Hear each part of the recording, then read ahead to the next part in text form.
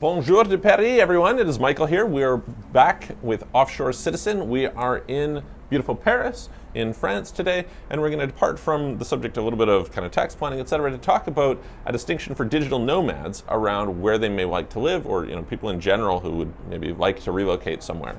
And I'm going to contrast two concepts, especially for people I think who have families, etc., which is the difference between the best places to live and favorite places to live, all right? So before we get started on that though, click the subscribe button, click the notification bell. If you like the video, please click the like button at the end. If you're interested in assistance with residencies, citizenships, going international, reducing your taxes as well as legally possible, banking internationally, getting payment processing, etc., forming companies, please reach out to us, clarity.fm/Michael Rosmer. There's a link below, or check out our websites, offshorecitizen.net, offshorecapitalist.com. So before we go, or I guess based on that, let's talk a little bit about this subject that for me is a little bit infuriating. So I'll see these lists of the best cities in the world or the best countries in the world, and I'm often quite at odds with what's there. So for instance, Vienna routinely dominates this list. I would say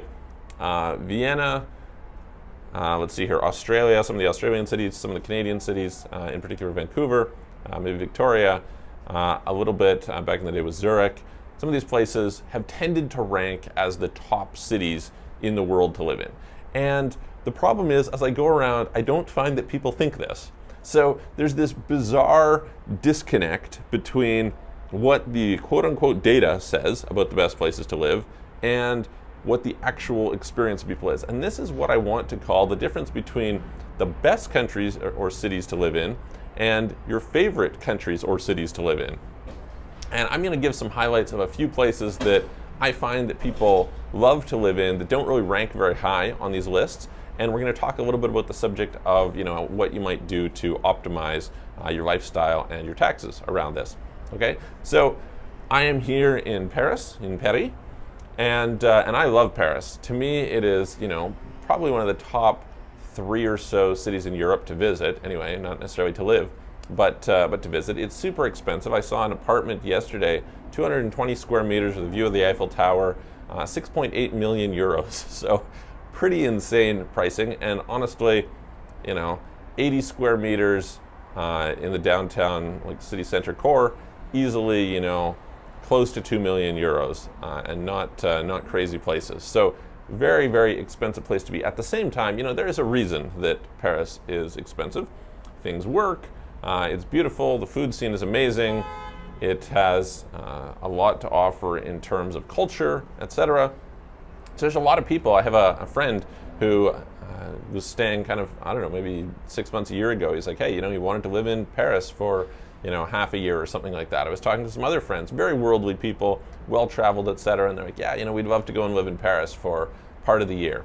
So this is, I think, a great example of that type of place that, on paper, this is not a great place to live. It's not a good place to live because, in part, it's expensive because, what you're necessarily getting for the money is not necessarily very good.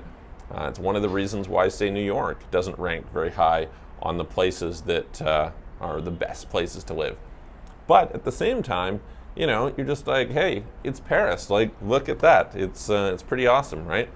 So this would be one. Another one I think is Barcelona. Now Barcelona, I would say, is, it's not so expensive, but there's a lot of pickpockets and things like this there. But it's a place that a lot of people love to live, right? It's a really cool place to go and spend part of the year, etc. Very lively. Again, it offers a lot. It's a beach city. Great weather, although maybe a little bit hot in the summer. Pretty good food scene, certainly connected to some of the best food scene in Europe and in the world, near San Sebastian and kind of the places around northern Spain in general. Probably works better than a lot of Spain does. Catalonia is kind of famous in that sense, although the taxi strikes against Uber might be one example of that not being the case. But amazing city, right? Another place that we might throw on the list is New York, right? Now, New York, we've talked a bit lately about how people are leaving New York. New York is kind of crazy. But look, culturally, New York has just been such an insane place to go and live. There is just an unbelievable food scene there. There's unbelievable theater scene. There's just so much going on. There's so much culture. There's so much opportunity. It's such a melting pot of different, or mosaic, or whatever you want to call it, of different cultures. Amazing, amazing place, right? So these are, maybe 3 examples. I would say maybe Bali would rank there for a lot of people as well. A lot of people love the idea of going and living in Bali part of the year. Personally, it's not my favorite, but it's one of these places that tends to rank pretty high on people's favorite cities lists. Whereas, those same people, I don't hear them saying, hey, listen, let's go live in Stockholm. Let's go live in Vienna. Let's go live in, maybe Vancouver. In Canada, anyway, Vancouver is a very popular place. And I guess if you're in Austria, likewise for Vienna, or if you're in Australia, going to Melbourne or something, may be very popular from that standpoint. But a lot of these places are not necessarily your optimal place. Now, the more important thing, I think, for the perspective of this channel is, there's a big consequence for you in terms of regulations, in terms of taxes, etc. And so what might you want to do? Well, I think that one of the more interesting things to do for a lot of people is, I'm here right now, it's October, late October, and it's a little bit chilly, right? So how much of the year do you really want to spend in Paris, in Barcelona, in New York, in one of these places? Could you get by living there part of the year? And typically, probably all of that period of time you'd want to be, clustered together. So to rent an apartment for 4 or 5 months is not a crazy thing to do. Now, in France, there's some weird ways that they do their tax system, but potentially you could come and live for, say, 5 months and not trigger all their taxes and, experience what the city is like. And you could do this in a bunch of different places. So what would you do? Well, one of the things that you would do is you would engage in getting a Schengen visa, right? So right now, for most people, they can't go to the Schengen zone for more than 3 months out of every 6 months, kind of a rolling 6-month period. And so that kind of restricts you from spending close to half the year here, because usually, again, maybe you'd want to come in the spring and leave in the fall, right? You don't really want to be in the winter. Maybe you do. It depends on what your preference is, but that's usually not the case.